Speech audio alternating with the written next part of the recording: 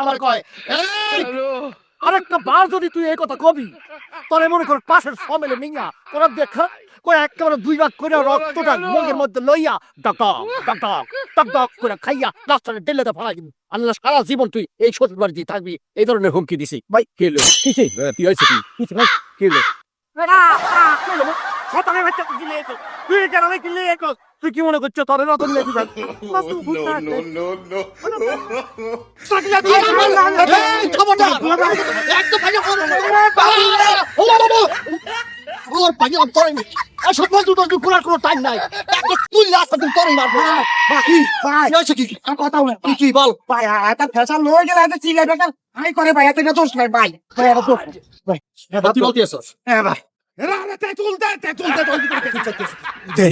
বাড়ি গেলে বেশি ছোড়া হয়ে গেলে তেঁতুল লাগে আপনি বুঝেন না কা লোকে কি কথা কর আর রক হাড়ি রক্ত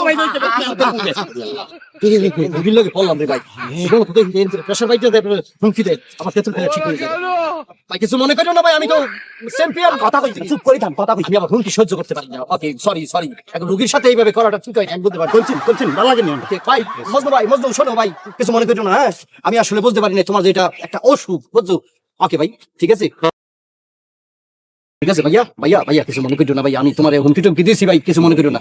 এই তো ভালো না বোঝো না কেন সমাজে থাকো ভালো কাজ করো চুরিদারি আর কইটো না আমনে গো মতো মানুষ একটু সতর্ক হইলে তো আমরা একসব ছাড়াই দিই আঙ্গো কি ঠেকা বুঝছে চুরিদারি করার হ্যাঁ মানে কি বললা বুঝি নাই তো ধরেন আনেন মানি ব্যাগ বাবা রে বাবা তুমি এই ফাঁকে এই কাম সেটা বলেছো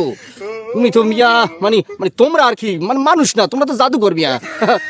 ঠিক আছে ওকে যাইতেলি দুলে ভাই হ্যাঁ আপনার গলায় একটু হাত দেন হ্যাঁ চেন কোনে গেল